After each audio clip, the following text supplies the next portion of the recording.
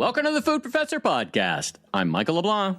And I'm the food professor, Sylvain Charlebois. On this episode, our guest is Cosimo Mammoliti, the visionary behind the Terroni Group, operating restaurants in Toronto and LA. There it is. There's the cookbook. I have one too. Import business. So he's got restaurants, thriving import business, and an amazing wine club. You know, Sylvain, in some ways, this business reminds me of Amazon. You know, Cosimo couldn't find the quality of the products he wanted, so he became an importer, kind of like Amazon built AWS because they couldn't find anybody with enough horsepower to power Amazon. And now the sum of the parts are like a flywheel of growth, including this popular new cookbook, La Cucina de Terroni. It's a fabulous book. Now, we had the chance to have dinner together, you and I, at one of his establishments where you got to see kind of all the moves. There's a wine club, there's the restaurant, Love that restaurant. Fantastic, Love that right? restaurant. Yeah, absolutely. And I was actually kind of flattered when he said, because, I mean, the guy knows food, right? Mm-hmm. And when he told me, I don't order off the menu because you described it so many times. When I go to a restaurant for the first time, I never order. I let the waiter order, and he does the same thing. Oh, my God. You're a couple of pros. Now, you're going to hear no one is allowed to order off the menu. He's very, very, very strict about that. No He's got a whole policy customization. about that. Yeah, no customization. In the era of customization, he doesn't do it. You don't like it, get out. You don't like it, find something else. Anyway, the food's amazing. If anybody's ever in Toronto, or he's got a couple of spots in LA, and we're going to talk about what it's like to run a restaurant in LA and all that great stuff. So we'll get to that interview after a very, very, sometimes, I start thinking, what are we going to talk about this episode? Geez, we don't have much. And then suddenly, a bunch of stuff happens. So, late breaking news. Let's start with the breaking news. CFIA, as part of the overall reduction of civil servants, cuts 1,200 people. Now, you've often said on this podcast and elsewhere that there's too much growth in civil servants, not enough productivity in the economy. Where do you sit on this particular cut? Listen, did we elect Pierre Poilievre as prime minister? I mean, I'm a little confused because my understanding is that the Liberals, when they were voted in, they weren't going to cut the public service. They're cutting deep and deep. I mean, we're talking 20% of the CFIA here, 1,300 employees. That's a lot of people. That's worse than during the Harper years, by goodness. Now, so I was looking at the numbers before the show, and my guess after the cuts this year, the CFI will go down to about 5,500 people. And you remember a few last year when Elon Musk was cutting with Doge, and people were saying, "Oh my God, the food in America won't be safe anymore because they're cutting a lot of inspectors." I don't know if it's going to happen here in Canada, but 1,300 people is a lot of people. Now, should we worry about the safety of our food? I don't think so, because things have evolved at the CFIA, and they're using more technologies. They're using more computers, AI. The approach around risk is very different at the CFIA. So I honestly think that over time, the CFIA really became this bloated machine. Okay. And by cleaning things up a little bit, it's probably going to help a little. So I wouldn't want people to worry about. And frankly, I mean, if you talk to any businesses, the CFI is always in the way. So maybe, there was a lot of people looking for work to do. Well, and I don't know, I didn't look behind the numbers, but how many of these people are on the front line, so to speak, inspectors? We don't know versus, yet. We don't know yet. Right? So we don't know whether there are 3,400 federal inspectors in Canada. So I'm out of 1,300 being laid off. Surely some of them are inspectors. Now let's talk about this GST credit announcement. I think the government's come up with a name for it. I have another name in mind for it later on. I'll tell you what that is. Now, on the one hand, it's just another trinket. It continues not to address structural issues that you've talked about on this podcast and elsewhere about building more structure and productivity. Hold on a second, though. I mean, Prime Minister Carney did talk about supply chain resiliency, $500 million, some support for SMEs, $150 million. He talked about greenhouses, talked about food banks, of course, $20 million. It wasn't just an event where he was giving out checks. So we have to give them credit for that. Well, and ostensibly this credit goes to people who actually really need it because it's income based. So, there's no necessary. It's 12 million people earning $56,000 or less. Now they may buy a big screen TV with it, but they're not mandated, notwithstanding what it's called. I mean, seriously, if you earn $56,000 and you get an extra check, you're going to buy a TV? Seriously? I'm just saying there's no, you've talked about not putting GST on food. I mean, listen, it's a targeted policy. It's going to the right people. It's not like some provinces giving $100 to everyone. Because if you do that, you make inflation a worse problem. I don't think with $5 million, Prime Minister Carney is going to make this a worse problem when it comes to inflation. It's going to the right people, I think. Is it enough? Absolutely not. It's not fixing anything. Of course not. So I agree with that. So would you say, on a scale of 1 to 10, 1 being you hate this idea, 10 being you think it's the best idea ever, where would you rank? I'd say about 7. Oh, yeah. Okay. I mean, it's a quick fix. You don't have to hire more people. The program already exists. You just bonify it, and that's basically it. So cost-wise, it's a no-brainer. Yeah. The only issue is that will that money be used for actual important things for people? That's the question, and you can't really monitor that at all. Honestly, the best thing for a government to do is to cut the GST on food. That's it. Cut it. But who will want to go in front of a mic? Who would want to go in front of a mic and brag about the fact they're going to actually make less money as a government? From a policy perspective, my suggestion would be to cut GST on food, but raise the overall GST rate 1%. That's absolutely. Right. Yeah. It's a consumption tax, and so you eliminate it on food. The last time it was cut, it was in 2008 by 1%. That's right. Yeah, and it was 2% over 18 months. Yeah, billions and billions of dollars lost from the government coffers. You listeners may have two different opinions on that, but I think the fair thing to do, because we still need the money, we have to put it into defense. There's lots of things we need to build in the state we're in. Is to raise it. Cut it on food. Consumption tax. So, you may actually, would you impact the economy overall? I suspect that retailers would have a problem with that.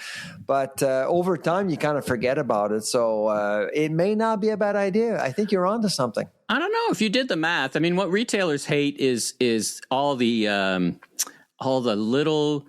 little exemptions, like, this is a food, this is a snack, this is tax, this is not. God. The complexity, right? The complexity and the change. But if it's got to go up 1% in some places, but everybody spends so much money on their food, you could argue that consumers will just be better off. More consumers would be better off with more to spend on perhaps discretionary spending. So I'd like someone to investigate this. Maybe somebody who has a lab, perhaps. We should investigate, absolutely. Right? By the way, I was also thinking we would call this, if we wanted to be political about it, we could call this the anti-Trump check or something. Trump likes to name all the checks himself. So Carney should stick his finger in his eye again and just call it the anti-Trump benefit or something like that, which I think would be something like that. Yeah, I'm sure it'll be super popular, and people will be willing to support the government for that too. And if you're a Trump fan, you can rip up the check. So everybody wins. Everybody wins. So I got moving on. I got an email from our friends at DuBreton who were talking about starting. And I wondered what they were talking about, because I thought this issue was passed where this gene editing in livestock. I guess I was thinking of the whole the cloning, but that was last fall. But Health Canada had other plans. We knew it was looking at gene edited livestock, and so it was approved this week. Gene edited pork will be available to you, my friend. You'll be able to eat gene edited pork. Yummy. Yeah, I like my pork in corduroys rather than jeans, but.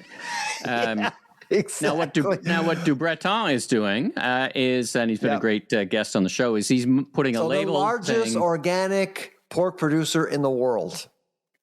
He's going to put a label on all his products saying this is not gene editing. So I think that falls in line with or clone. I think that falls in line with what you like, which is, I think I was reading your op-ed basically saying, listen, this is safe, but it's not transparent. But it's not about food safety. It's about giving consumers transparency and a choice. And you may not care about the fact that it's gene edited, but at least you know what you're buying, basically. Same for cloning. So I think that DuBreton is doing the right thing here and moving forward with a nice policy. But the problem is that you're going to have a lot of people out there buying something and they don't know what they're actually buying. Now, again, this is not a food safety issue. This is really about consumer trust. And I think it's time to think about ways to implement policy to allow consumers to befriend technologies in the obscure world of food, because lots of things are going on and people don't necessarily understand how food is made. So I think we're missing an opportunity for people to explain what gene editing is and what cloning is so people can get comfortable with some of these things, you know? Yep. Yeah, I agree. So on the trade front, a huge deal, I guess it was a huge deal, or at least they're making a huge deal of it, between India and the EU. So apparently this has been under negotiation for about 150 years. Yeah, exactly. No, it's a big deal. Of course, India is it's the most populous country in the world. It's the largest democracy in the world with the EU, and the EU is a complicated place. So obviously they're going to be looking for food. They're going to be looking for all sorts of things, and that's going to be a challenge for Canada, because Canada, under Carney, you can feel that he's actually pivoting towards bigger markets like India and China. He's going to go to Brazil. He's going to Australia. He's going to be going to India at some point. Things are thawing with different places around the world diplomatically. So, but we really don't have a whole lot going in India right now. And so we're years behind. So as Europe developed its trading relationship with India, we're still going to be at the negotiating table, unfortunately. I was more optimistic or more sanguine about the announcement for Canada in the context of Canada, because I thought if they're doing a deal with the EU, finally, 10 years, obviously they weren't that serious about it, got serious about it in the current context, and they would be looking to do more deals. And when I think of European products, I think, tell me if I'm wrong, of more premium priced, higher end products. And when I think of the Indian market, and we've had guests on who represent the Indian market, that's not exactly that market. It's a little bit more price sensitive. So absolutely. I think there's an opportunity. What do you think? Do you think there's I think it signals an opportunity for Canada more than a challenge that the EU got there first. What do you think? I don't know. I don't know. I do think that probably the EU really has an edge right now. But don't forget, Canada has a trade agreement with the EU. So that's it may be our portal into India. So you kind of have to look at the world like that, right? And there are some transactions, there are corridors of trade that are going to be active, and everything is kind of interconnected, if you will. And Canada is well positioned because of COSMA, because of the Asian Pacific agreement, and also with Europe. We can probably save some time for a while by capitalizing on some of these trade deals. But I've always believed, and we had Victor Thomas on our show a couple of years ago talking about our trades with India. It's long overdue. We have a great Indian community in Canada, and we should take advantage of that, really, as a country. And things are opening up in China as well. They're going to open up elsewhere also. Well, there's an article in the Globe actually today about beef imports or exports going to China, not making a material difference percentage-wise, but as we talked about last episode, a positive sign. Yep, absolutely. And they also take parts of the animal that you can't sell there, offal and tripe, for example, not big here in North America, but popular there. So, all these things seem like they're pointing in the right direction. Now, just before you and I off mic, I was telling you I picked a heck of a year to get into the snow removal business as a bit of a side hustle. Yeah, exactly. We've got some Arctic temperatures, and you pointed out that these Arctic temperatures have been spreading across America as well, and impacting perhaps Florida citrus. Talk about that. Yeah, no, absolutely. So if you look at the path of the storm, it really flirts with the northern part of Florida, and there are lots of fields there growing oranges in particular, and so a lot of farmers are concerned that temperatures would actually go below zero. They were at about 2-3 degrees. They're still concerned because right now there's a crop out there. So if you don't want the temperatures to get too cold. So I was a little bit concerned, but when I saw reports about that, I immediately thought, well, we're not in 1980 or 1990 anymore. We have options, and a big grower of oranges is Brazil now. It wasn't the case many years ago. So the world is not as independent on Florida and California than it used to. And so if something happens in Florida, it may affect prices, but very little compared to a few years ago, for sure. Yeah, I mean, I buy when I can. I buy most of my citrus from places like South Africa, which Egypt, South Africa. Sure. There's some from Morocco coming in as well. So we do have a lot of, especially in light of the fact that people were completely rejecting American products. At the grocery store. Lots of grocers started to import products from other places, and I'd say that probably Egypt was the newbie this year. I would say, and so some interesting stuff. So lots of varieties. Well, I kind of stopped or slowed down buying Florida citrus a long time ago. Anyway, I found the flavor just flavorless. I just didn't like the product. Really? So lemons, limes from Mexico, lemons from South Africa, oranges from somewhere else. Well, China actually grows citrus, but when I was in China, I thought they didn't taste. It's like they grow kiwis too. They don't taste anything. Yeah. Well, it's kind of bizarre. I don't buy anything from China anyway. So in terms of food, so there you go. All right, now you back to beef a little bit. Polytechnique announced that they're a beef. At first, it was funny. It's a beef-free campus, baby. When I first read this, I'm like, a beer-free campus? Like, I misread it, actually. I was going why are we talking about Actually, I think it's beer? The opposite. They're going to drink beer even more I know. Because of their sorrows. What's going on? What's going on here? Oh, my God. It's just, I guest lectured at Polytechnique last fall. Do you remember when I talked to you about, talking about proteins in a class? It's an environmental science class, and they were 35 graduate students in the room and about 20 online, and all of them were either vegetarian or vegans.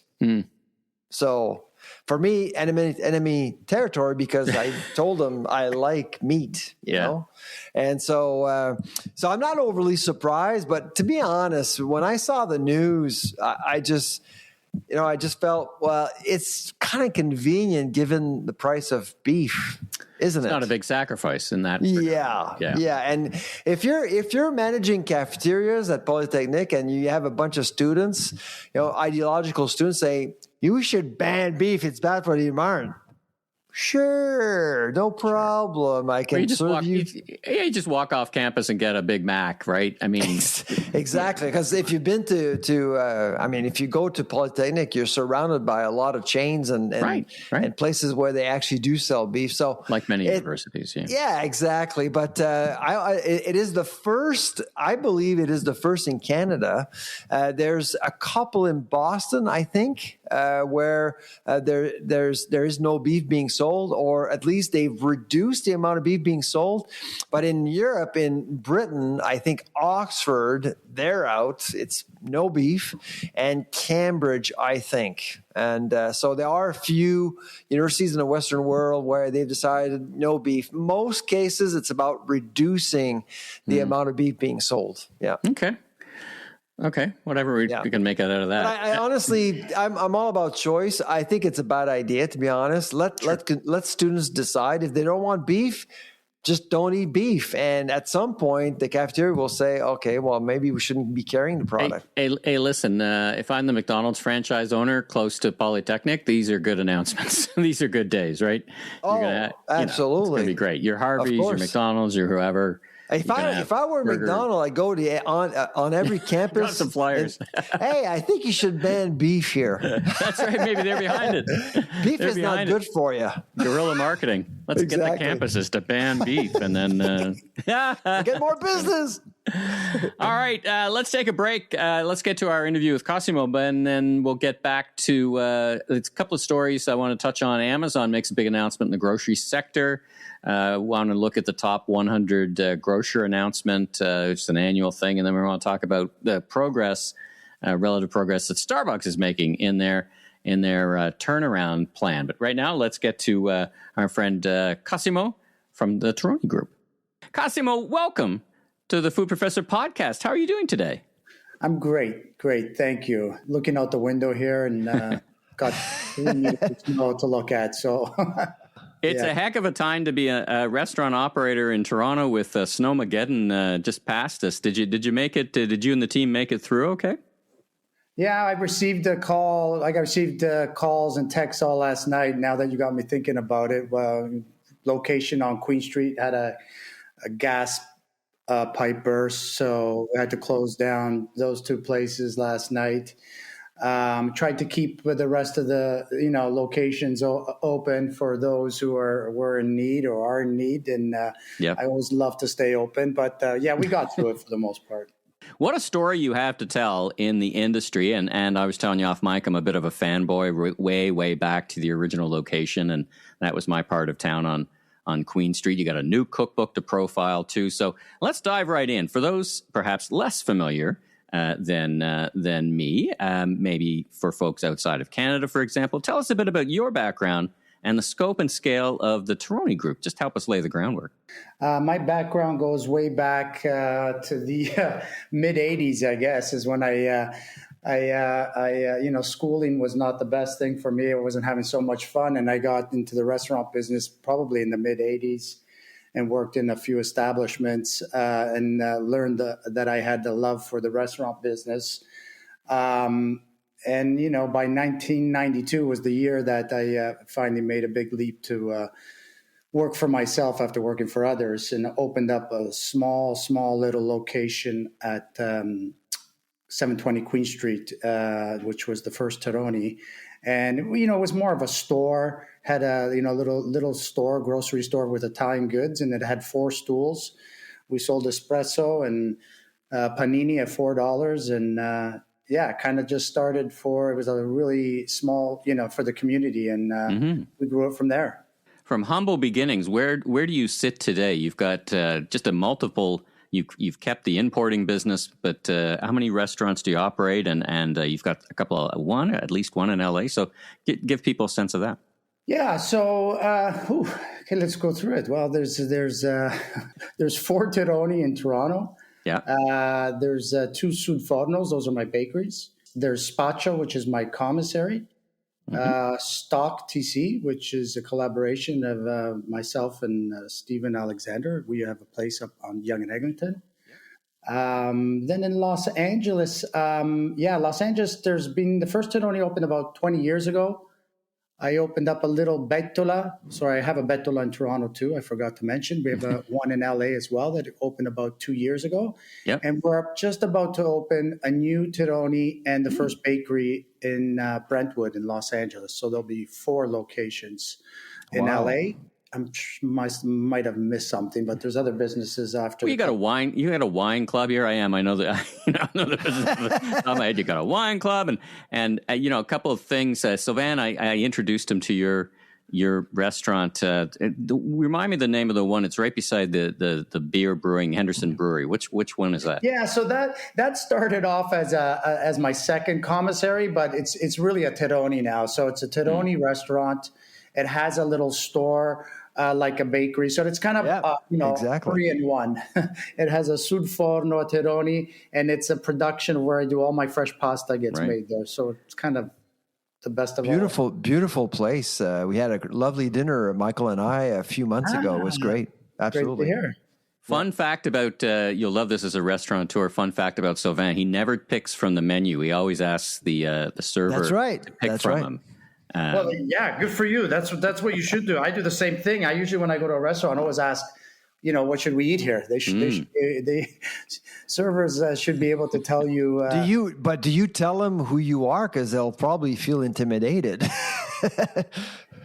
You know what? I kind of try to tell them what's in the specials to see, first of all, if they know the specials. So a little bit of a quiz, a little bit of pop quiz. I don't want to put them on the spot, but because I know the menu inside out. It's like, what's the specials today? Because I may not know them in each location sometimes. So it's good to it's always good to see if they did the 15-minute briefing before their shift. We started in 92 with humble beginnings, and I remember it well. I was hanging out across the street at the Squeeze Club and La Hacienda for cinnamon rice and whatever else was going on in that place. Yeah, but you document the history so well in your cookbook, like Cucina di Terroni. That's the name. We'll get to that in a bit.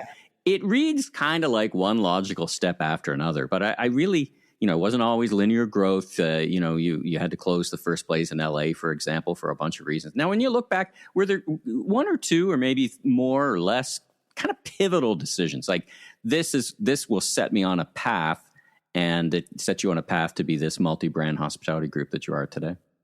You know what? I can't say that that's how anything really happened for me. I mean, I didn't come with a business or accounting background. I came from really just thrilled to have that one small restaurant on Queen Street, and just loved being in business for myself. And when I really saw how much fun it was to have people come in and put smiles on their faces and just be able to feed them traditional and authentic food that I grew up on and food that I saw in Italy. It was really, my growth really happened just by always trying to get better and make the experience better. And that meant, one day deciding to, it's 20 years this year that 20 years ago, when I opened Cavinona, which is the wine agency. And that was really just to be able to finally share wines, with our guests that you couldn't find here. Like, every restaurant in the city was, had the same kind of wine list when it came to Italian wines. So, right. I felt I needed to show them or share the wines of Italy, which are not represented here, right? And whether it's a Blanc de Morges from Val d'Aosta or Tintiglia from, down south, these were small varietals. Italy has thousands of varietals, which, people are not aware of. So I started doing things like that. And, and it was before that, it was bringing in my own olive oil, bringing in my own flour. So it was always trying to, so I kind of grew in a way that would just get a better experience for the guests in the end, for my customers, and be able to offer them stuff that no one else had. And that's kind of what my job is, right? To make it as authentic as possible. Now you emphasize that materia prima as the soul of your business. So could you explain to us what that is? Yeah. So that's, again, kind of taking what I just said. Materia prima just means using the best, materia, best ingredients. And, okay. I know everybody, says that, and I'm sure everyone uses, a lot of people use the best or good ingredients. Where I kind of go a step further is I bring in everything directly, and I have relationships. For example, as I said, the olive oil I bring in from Puglia, it's 100% Coratina. It's my father-in-law's best friend, family olive trees. My father-in-law, when they go and they harvest it, he sends me videos of the olives getting harvested and end up at the Frantoio. And that basically then goes from the Frantoio, it gets packaged and it sends over here. And I bring in, I guess, one of the good things of growing is I can manage to bring in containers of my own ingredients. So I bring in my own olive oil, my flour is from Le Marche. It's Italian grown wheat, third generation family. I know, Danny is the kid and the father, Paolo, they're people who have been doing this for years. And I have direct and close relationships with all of these people. So, it makes it so much more exciting, when you know the farmers, when you know the producers of the wine, and you have a relationship and you know them, and then you see them and visit them, you see where, what their traditions and how passionate they are about making and growing their products. It just makes it really easy for me, after when I have a story to tell our guests and make them understand or have them understand how that pasta is made, how that bread is made and its natural ingredients. And I think that's basically what I did. In materia prima, my food is very, traditional and simple. We keep it to the basics. So when I say materia prima, it's all about really having people, our people who work with me, and then they need to pass that message on to everyone who comes in the doors and explain why our pasta or why our bread or why our pizza is different. There's hundreds and thousands of restaurants that make pasta and pizza. What's different? And they're all saying they're different as well. Yeah. But in terms of, when I went to your restaurant, I didn't break the bank. Your menus are quite affordable. So how do you reconcile that aspect, making sure that your menus are priced reasonably for everyone while focusing on high quality ingredients coming from Italy and other places around the world? Yeah, well, it's definitely gotten a lot more difficult. It never was easy, that's for sure. But, when I was doing it 20, 30 years ago, I never really, again, I didn't have that background in thinking about, I never thought about the money part first. I only thought about how to get the best ingredients to Toronto, and then how can I use those ingredients in the restaurant? So that was the most important thing, and it worked, and it still works to some sort today, but it's hard though now, right? Because the euros, is $1.65, and you're paying euros, and then you got to get containers shipped over. I have a warehouse that, where I put all these ingredients. Then you have to have trucks on the road to bring them to the restaurant. So, yeah, it's tough, right? Everything's gone up.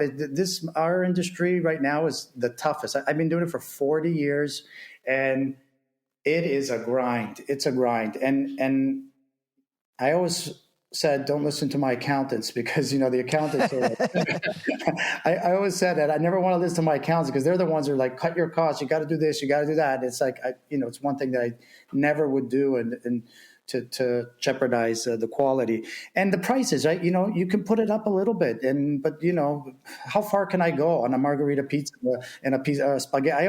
I always say, what would I pay for a margarita, or what would I pay for a spaghetti pomodoro? That's how I judge my menu, and when I kind of feel I can put the price up, it's really just looking at it and seeing what the market will bear. That's kind of how I do it. It's really that simple. Makes sense. Now, I did learn something about your business philosophy. So when you go to a restaurant, typically they would accommodate customization and special requests, and they do offer some flexibility. Apparently at Terroni, you say no to modifications. Is that true? Yeah, that's pretty true. Yeah. So why is that? Pitch me the reason. Tell me why this is a good idea from a business perspective. Well, I'll go back. When I worked in, as I said, before opening up my restaurant, I worked in fine dining restaurants and mostly Italian restaurants. I guess all Italian restaurants. And I always remember the owners and, whatever the customer wanted, it's still back then. We're talking in the mid 80s. The customer was always right. Whatever they wanted. If they wanted a piece of fish, with spaghetti, pomodoro or spaghetti, whatever they were serving on the side, they would do it. And it was like where I came from, my background, that was, cringe. It was just never done. And then that's the first thing. But, okay, I was just working for them. I just kind of went with it. And going back into the kitchen and trying to tell the chefs that that's what you wanted, no matter how much, was accepted by the front of house, chefs despise that kind of stuff. They would it was like respect the food, respect the food. And it was always such a heated conversation of changing and modifying. And I watched that, right? And I saw it, and nobody enjoyed doing it. And then mistakes happened. It slowed down the kitchen. It would make other guests have to wait because, something would happen. Then sometimes they'd make the dish and the customer or the guest was not happy with it and send it back. So it was like, why, right? So I parked that. And then, when I decided to open up the restaurant, it was all about maintaining simple Italian traditions. And it was, right. And a modification, even when I had my first restaurant and I'd be there in that one location every day, and you would come in, if you'd come in and say, hey, can I have a margarita with olives? That's a acceptable modification. And I should do that. And I may have even done it.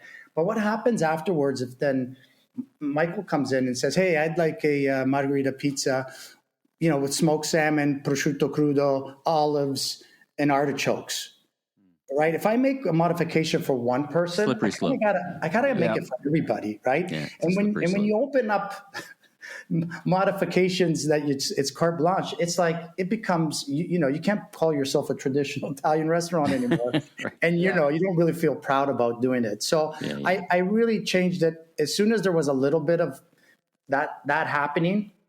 It was like, absolutely not. It's going to be very clear, black and white. We don't do it. And it did upset and piss off a lot of people, and it still does to today, but I'm really happy and proud of every dish that goes out. It reminds me of the debate about putting salt and pepper on the table, right? Like if the chef wanted salt and pepper on their dish, the right amount is in there. So just enjoy it the way the chef intends it, right? So it is kind of like that, yeah. Now, I'm just going to skip ahead a little bit, and then I'll pass the mic back to Sylvain. So, we went through this COVID era, which was pretty difficult for everyone. But, I wanted to get your expertise about what changed for consumer behavior. I can think of two things. One, love it or hate it. I mostly hate it. The whole takeout, DoorDash. Restaurants now have to, do takeout like pizza places like 20 years ago, and then. The idea, I guess on the positive side, at least in Ontario, there's a more open perspectives around wine and alcohol and how they're sold. Is there anything you noted amongst your customers that were changed post-COVID, like today, that you could track back to those days? Yeah, I mean, pre-COVID, they existed, the platforms. I never used them because I didn't like them. And I mean it I didn't like them. I shouldn't say I didn't like them personally. I didn't like the way the food would arrive at customers' homes, right? So I was okay with if you order your pizza and you want to come pick it up and then you take it home, because we can kind of control that a little bit. But someone coming, picking it up, I don't know how long, if they show up late, it sits in their car, and when they deliver it, and it was never something that I ever wanted to do. But let me tell you, once COVID happened, they were my savior. So all the platforms I embraced them. It's something that I have to say, that is one aspect of the business where I changed and I embraced and I accepted it. And still till today, after COVID, we do a lot of business using the platforms, and it's great. And we've got it down really tight. Like if you go outside of Price Street, we have the same 6 drivers. I know them by, we say hello to each other. They're always sitting outside there waiting for the orders because they know it's a consistent business for them. So it's great. I mean, that for sure has helped. What else has changed? I think... Are people smart, savvier? Like one of the things Sylvain and I talked about is that coming out of COVID, people would say, like, I cooked these meals myself. So my expectation of what I can now get in the restaurant, like I learned a few things, went up, not down. In other words, and I appreciate the work a little more now that I had to do it myself for a couple of years. I never encountered more bread makers and pizza makers throughout COVID. I'd spend a lot of time at my commissary spaccio, and they'd be coming down buying 25 kilo bags of flour. So it was great for that. And that, what? Good point. They all started understanding, because they didn't just try to make a pizza dough or a bread like in the old days. They really wanted to do it the natural way. So they studied it. And I guess due to all the information you can find today online, everyone was trying to make bread with their mother yeast there. They would even come and ask me, can I get a starter from you? Can I borrow some mother yeast? People? Starter. I guess they learned how difficult it was. Right. And as soon as, COVID kind of went away, they were happy to come back and buy their loaf of bread and eat a pizza in the restaurant. So it worked out, I guess, for everyone. Tell us more about your LA experience. So what's different in California compared with, say, Toronto? Your experience in Toronto? When I first opened up on Beverly Boulevard, West Hollywood, I think we're getting close to 19, 20 years now ago, I definitely was concerned about, because everybody kind of hyped it up. Oh, don't think you can do what you do in Toronto with no modifications. They won't stand for it, or you won't, the people won't come to your restaurant if you start doing, again, if you do that kind of what we do here in Toronto. But we did it, and we had some kickbacks or flack, I guess, at the beginning, but you kind of got to do that, in any case, in any restaurant in Toronto that I've opened up, because those certain people who want, still think like that the customers all right and change things, you kind of like, there's lots of restaurants in the city and you wean them out, and it's, they either get it or they don't. So, it's, if they get it, then it's going to be fun and great. If not, then, they probably will go elsewhere. So in LA, we followed the same kind of philosophy, and it was fine. It was great. LA is, the West Hollywood location is still going strong, and it's been wonderful. The only difference I would say that, it really feels like a Terroni. The food's exactly the same. The only thing we kind of different from Toronto and there is like we get way more foot traffic here. People just walking in. It's very, it's a lot more. Oh, really? Okay. Yeah. I mean, everybo's got to drive in LA, right? You got to drive. And, every restaurant I have in LA has valet parking, and that's just the way it is. It's inexpensive, right? It doesn't cost a lot. It's like $10, $8 for valet parking. So it's just, everyone has valet parking in LA. It's accepted. And that's just the way it is. So really not much difference in the way of what the food and how the restaurant feels. It's really just, you don't see as much, people walking in. You kind of work with your reservations a lot, maybe I would say. Right. Italian cuisine is all about traditions. And so how do you work with trends, upcoming trends, and how do you adapt to upcoming trends, given that you seem to really value traditions in your work? Yeah, I was thinking about, I think about that often, and it's like, right now, I guess at this point of time, it's really hard because, unfortunately, I do look at my phone and watch Instagram, and it's really easy to get, my mind. You just see so much information, and at times where I get actually suckered into it. Maybe I got to stop myself and say, just stick to what you do. I remind myself every once in a while, because you just see all these new things happening and what people are trying. And I got to say, Cosmo, it's 33 years I've been doing this. Stick to what you do best. Stick to what you've been doing. Don't change, because, don't change. Always stay the same. And I've, for the most part, I have.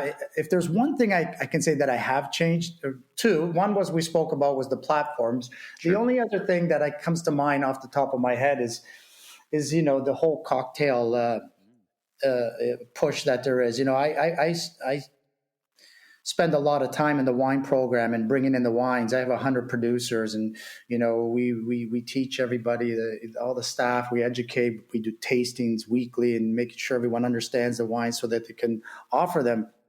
And comes this new cocktail phase, and I guess mocktail phase as well. I don't even want to talk about that one, but I get it, I guess. But the cocktail phase was tough. When I saw the first espresso martini, I was like, it's an abomination. I was no way I'm ever going to put an espresso martini. Abomination.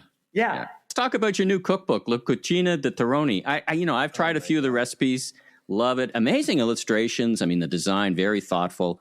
Talk about the journey for a minute about bringing it to life. I've talked to many authors who are like, I got this book in me, and then it becomes this mountain that becomes, time, treasure, and a labor of love. What was your experience writing or working on the book? So this is not your first book, right? No, this is my first book. It is your first book. Oh my God! Wow, congratulations! Yeah, thank you. Yeah, I got goosebumps just thinking about it. I really, honestly, it's a masterpiece. I mean, if you're not hungry, after looking at this cookbook, you're hungry. I mean, you just got to eat something. And it's just amazing pictures. Beautiful book. I'm really happy with the book. But yeah, to give you a little background, I mean, I never ever thought I would do a cookbook for many reasons. I just never thought I was that kind of guy who was interested in it. I never thought I'd want to share the recipes. I just never wanted to really spotlight what I do. I mean, I kind of just mind my own business, under the radar kind of person. So I never thought about it until, Simon & Schuster were approaching me probably for 7 years. Like every year, you should do a cookbook. It's like, I didn't have any interest up until COVID. So there you go. So this is definitely something that came out of COVID. And when you see all your restaurants closed and you go, you walk into them and there's like, it's all dark and it's dusty and you're like, oh, it's very sad. You got to find things to do. So I thought about it a little more the last time they asked me. And I actually thought, hey, I've been doing this for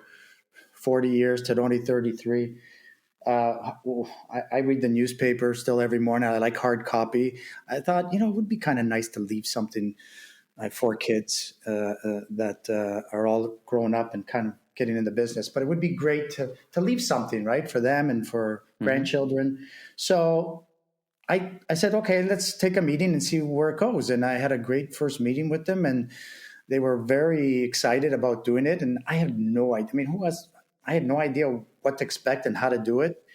But they were really, really great and open to letting me use basically everybody that has worked with me, from my graphic designer. He did all the books. He works with me for the last 30 years. The photographer was him and his wife were both customers at Queen Street for forever, and they sat there at the bar every day. So they knew the restaurant, And my best friend Dale, who was involved in the book, and then Giovanna Lanzi, she's my executive chef. These were people who did the book with me. So it became really easy and not knowing what to do. I sat down. Sorry to interrupt you, but yeah. As I go through the book, I mean, the pictures of your family and, it doesn't look staged. It looks authentic, and it looks like you're going through, the first section really feels like you're going through a family album, really. Yeah, that's so. I thought when you do a book, I thought they give you all these people and kind of like they're going to tell me what to do. It was kind of on the contrary. It's kind of like they just tell you what to do a little bit, but you kind of got to figure it out a little bit, a lot. So the fact that I had all these people, and then Meredith Erickson, who's the lady who wrote it, a friend of mine. From Montreal. She's from Montreal, but she lives in Milano. We had this team of people that she was the only one who really I didn't have a tight relationship, but everybody else, I knew them for 20 years. So it became really easy to tell the story and to illustrate and take pictures. And then it was just great. And I'm very happy with the book. And I'm glad to hear that, your comments on it, how beautiful it is, because I'm really happy with it. And even the story part, I didn't understand. I go, how am I going to get, all we talked about was recipes. How is the story going to come out? And Meredith would say, don't worry, it'll come out. It'll come out. I'm going, how? I love the part, when the parts during the book itself where you're interviewing people who used to work there and they've gone off and done different things and what the restaurant meant to you. I mean, it really honors both the heritage and the food. So I got last question, then I'm going to pass the mic to Sylvain to bring us home to wrap up. I can't miss this opportunity to tap into your expertise as an operator. And, we have a great audience of folks, government people and fellow restaurateurs, entrepreneurs. And, what's your advice? I mean, if you had the ear of, you work at all things that are decided, like everything from property taxes all the way to import strategies. If you had the ears of politicians or your fellow restaurateurs, what if you had a couple of minutes with them, what's the kind of thing you just would impart upon them or give them some advice? Yeah, I would kind of reflect a little bit on COVID. and said, the relief that we got in COVID, not the first round because it wasn't great, but the second time, it was great. It was really helpful, and I'm so thankful for all the initiatives the government did and the help, and they helped me personally get through it, and and landlords too, right? Whether it was forgiveness for rent or deferrals, whatever it was, it was kept us alive and kept us going. And after COVID, we had a banner year, wow, 22, I think it was, just like unbelievable. Everybody's out spending. It was like, whew, it was great.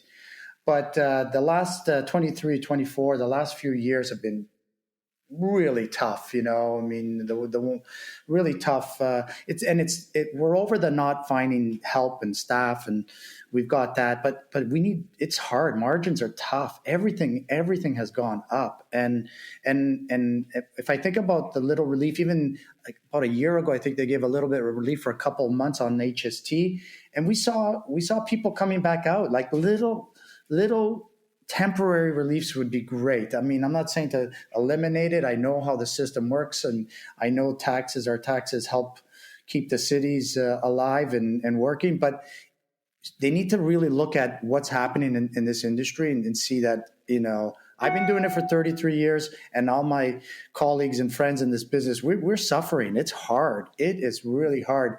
And it would be great for the government to help us with and help the landlords, as you said, with the realty taxes. And if we can get those down, they need to pass that on to us and our rents, and any kind of help to get people, our guests, a little bit more relaxed, because everyone's freaking out about what's going on in the U.S. and the economy and inflation, interest rates. I mean, the interest rates thankfully are coming down a little bit, but people's mortgages doubled. I mean, what do you think is going to happen? Restaurants and travel are going to be the first two things that people cut out. So, trying to get people comfortable again in spending and coming out, and any little relief really sends a message to people, instead of hearing every day all the negativity that we hear in the news about how bad it is. Every time we hear all that stuff in the news, it just makes everyone, it scares them more. So I think any positivity to help people think that we're going in the right direction and not into a bigger hole would be great for not only my industry. I think, a lot of the industries and where people are spending, right? Whether it's retail and, again, travel. But I mean, seeing that we're talking about my industry, it would be great to get some kind of help. Yeah, absolutely. Yeah. So tough. I guess what's next for your group? What's next for the Terroni Group? I did spend a lot of, again, during COVID, a lot happened. I did start a business, a frozen pizza business called Porta, which is something that is really growing. It's an authentic Roman style pizza that we made in the and sold it in the retail stores, in my retail stores. And over COVID, I started this new business called Porta, which, now we're in, grocery stores and Longos and so, just regular grocery stores here in Ontario, and in the US a lot too, Whole Foods, Sprouts. It's a growing business for me, and that's very exciting because it's a new business, right? And it's great to be able to make a frozen product with materia prima, exactly the same materia prima that I use in the restaurants, because that was the deal when I decided to do this. It was like, I'm not going to start making a subpar brand of pizza that's not aligned with what I'm doing today. So, yeah, really exciting. I think that's happening for me. Is exciting. Stock, the location of the restaurant I have at Yonge and Eglinton. I'm opening a second location, Yorkville and Bay, and that's kind of new and exciting. Wow! And that aligned with the two new restaurants in LA that should be opening in the next few months, hopefully. Yeah, I got my, as they say, I'm slowing down, but it doesn't seem like you're slowing down. That's his version of slowing down. That makes me laugh. Listen, how can we get in touch with you? How do we get to know more about your restaurants, and how to get our hands on your new book as well? Yeah, well, the book we sell. We have the book on Bottega. We sell it in Bottega. All the locations have it. the stores. I guess Indigo sells it. There's lots of places that sell it. The book's done really well over the holidays. We've almost sold out of the books that wow, congratulations. that I had. So yeah, we're thinking about having to do another run on it. So it's been great. People are loving it. I'm so proud of it, and I couldn't be happier with the book. So it's great. Listen, Cosimo, thank you so much for joining us on the Food Professor podcast, and best of luck with your new endeavors. I mean, you're busy, and what you have accomplished so far has just been amazing. So, congratulations! Thank you so much. Yeah, this was fun. Patty, when she asked me to do this, I go, I don't know, Patty, I don't do these kind of things. So you guys Shout out to Patty. Thanks, Patty. You guys made it easy, and it was fun. Yeah. It was fun to do. So thank you very much. It was a pleasure.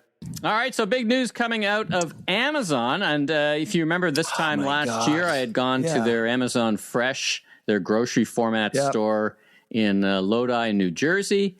And they announced that they're both closing their Go stores. They're apparently, I didn't know there were 12 left, but apparently there's 12 left. Yeah. Actually 15. There were 15 left, the Go being the shop it like you stole it kind of convenience store. That's right.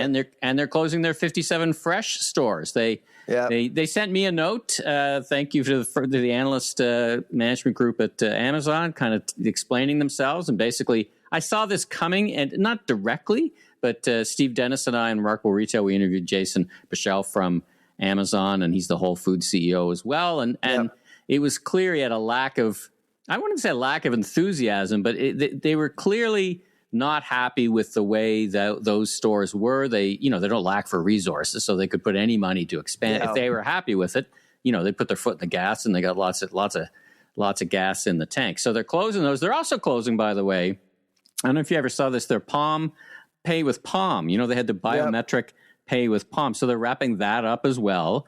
Now, interesting that they have, did you know this? And we talked about this quickly before, one of the top 3 grocers in the U.S. I never really gave them their credit that it was due. 150 billion gross sales, 150 million customers shopping groceries each year. Of course, they're mostly dry. And they are in 5,000 U.S. cities with delivery, same-day delivery. So not backing away from grocery, but they're taking a different tack of it. What do you make of all this? I think they're just consolidating assets, and they're focusing on their strengths as much as possible with as fewer humans as possible. and that's only going to continue essentially. And there's a lot of talk about automation and AI at Amazon, and they're adopting automation warp speed, really, and 16,000 people. I mean, that's a lot of people, and I think it's just the beginning. I think now you're talking about in conjunction with this separate issue, but they also announced they're laying off 16,000 people. Now that's they have 1 million people. They're like the U.S. Army. They got 1 million people. 1.5 million, but that number is dropping every year. Well, and they've been very, very clear. They said our intent is to have the state-of-the-art robotics in warehouses with AI and reduce the number of people in warehouses, but accelerate the speed at which we can deliver to the doorstep. So you're absolutely right. It's a restructuring, and Amazon is very famous for launching physical store ideas, closing them when they don't work. None of them had worked, by the way. They're not a face-fronting kind of retailer. They're not good at retailing, and you're the retail guru of the two. And I've always been underwhelmed with whenever I saw an Amazon-owned, store, except for Whole Foods. That's the only exception. Well, and they did announce that over the next couple of years that they're going to open about 100 new Whole Foods of different size formats. They have different formats. Now, at first I thought that's not very ambitious for a company like Amazon. But then, Steve Dennis, I sent that to my friend Steve Dennis. And listen, they're a specialty retailer, and there's not a lot of space for them to go. And they've got to find their footing in the market, even though Whole Foods got, about 450. I think they got about 10 or 12 now. in Canada. So 15. Yeah, 15. Yeah. Let's end on Starbucks. So I sent you a couple of articles that have been coming out. Yep. I guess it's an anniversary for the new Brian Nichol for taking over Starbucks. What did you make of the articles? The cleanup man. Yeah. What did you make of it? Do you think he's making good progress? He's got a big job ahead of him. So what do you think? Numbers are telling us that he's doing a decent job. It's working, right? Mm-hmm. No. Mm-hmm. So I mean, there was a lot of restructuring and a lot of questions, and he needed to clean up a little bit. I don't think the job is done. There's a lot more. I mean, they closed over 100 coffee shops, I think, last year. They may be closing more, but I mean, when you're running a corporate model, it's easier to pivot, change direction, and when you have a franchise system, that's really tough. I mean, it's really tough to get back into it. Like Tim Hortons, for example, Tim Hortons went through. I mean, TG Capital, when they bought Tim Hortons, they went through 3, 4, 5 years of roughness, strategic roughness. It was very rough because franchise owners weren't accepting. Well, many of them weren't accepting what was going on, and they had to deal with that. They had to do some politics around that. I was involved with some of that personally, but now things are much better. So Starbucks, the recovery is much faster, and it seems to be going well. They got big competition. Luckin from China is in there with a low-priced coffee. McDonald's with a low-priced coffee, a buck of coffee. So there's no shortage of competition. No, some good results for Starbucks, and I think it bodes well for them for the next several quarters. So, but I know it's going to be tough. I mean, if you look at some of the labor costs, input costs, they're going up. I was looking at the price of coffee; it's not coming down. It's at around $3.50 for US for a pound. That's pretty expensive. So yeah, they're gonna have to get creative again. So they've actually, they've shrunk the menu. They've reduced wait times, and that was Brian Nichol's focus. But at some point, Starbucks will have to start thinking about innovation a little bit more. All right. Well, that's a wrap on this episode of the show. Busy week. Like I said at the beginning, sometimes we don't think there's going to be enough to talk about, but now we got an action jam long episode. Oh, yeah. So special thanks, by the way, to Patty from the Terroni Group for helping us land and get that interview with Cosimo. Much appreciated, and Carrie as well. So anyway, like I said, that's a wrap on the show. I'm Michael LeBlanc, media entrepreneur, and you are? I'm the food professor, Sylvain Charlebois. Safe travels, everybody. Take care.